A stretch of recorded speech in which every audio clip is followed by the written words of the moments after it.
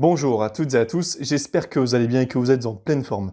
Alors, comme vous le savez sans doute, lorsqu'on a un TDAH, on peut avoir du mal à rester assis pendant de longues minutes. On va essayer de se mettre dans notre bulle et finalement on ne va plus y arriver au bout d'un certain temps parce qu'on a besoin de bouger, on a besoin de faire autre chose. On sent qu'on a une partie de notre corps, généralement notre main ou alors notre jambe, qui va se mettre à bouger dans tous les sens et donc ça sert à rien de rester plus longtemps assis.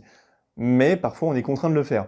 Et quand on va être contraint de le faire, eh bien il faut arriver à trouver des solutions pour justement arriver à bouger un petit peu sans eh bien que ça altère notre productivité.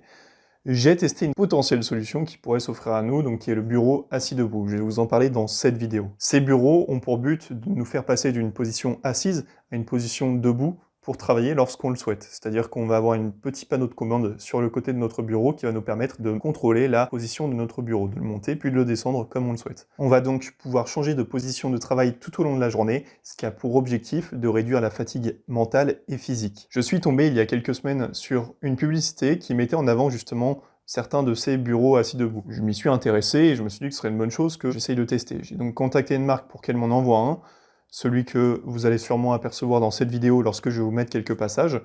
Et donc j'ai testé. J'ai testé pendant 2 semaines, j'ai fait un petit bureau secondaire juste derrière celui-ci qui m'a permis de travailler de temps en temps dessus et de voir si ça avait vraiment une influence sur moi en matière de concentration, en matière de productivité sur mon travail.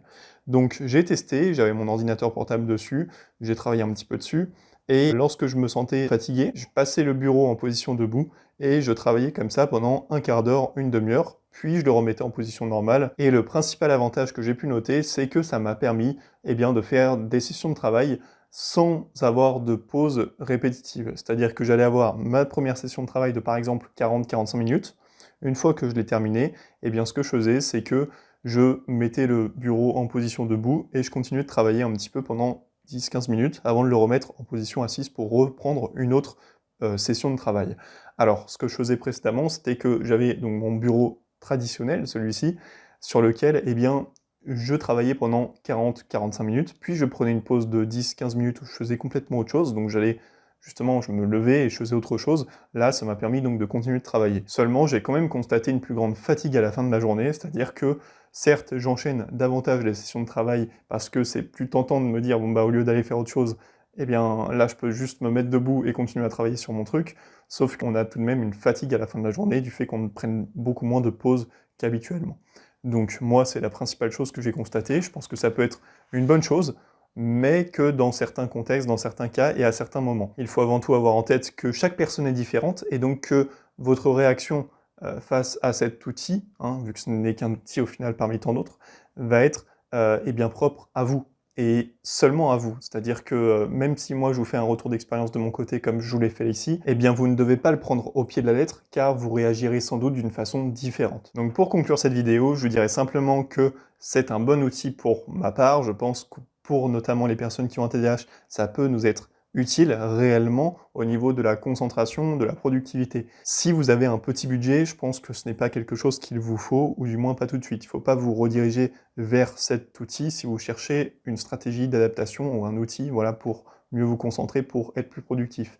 Si vous avez un petit budget, orientez-vous vers des choses qui seront plus petites, entre autres, qui vous demanderont moins de budget, mais qui seront tout autant, voire plus efficaces, comme le time timer ou autre.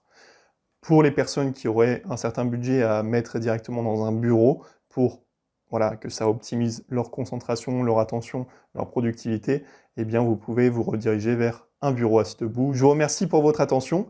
Je vous invite à vous abonner à la chaîne YouTube, à liker cette vidéo, à partager cette vidéo à votre entourage si vous pensez que ça va leur être utile. Et si vous souhaitez obtenir davantage d'astuces pour augmenter votre niveau d'attention avec un TDAH, avec ou sans traitement, vous pouvez aller dans la description, il y a un lien qui va vous rediriger vers une page sur laquelle vous pourrez obtenir directement ces différentes astuces pour augmenter votre attention en ayant un TDAH.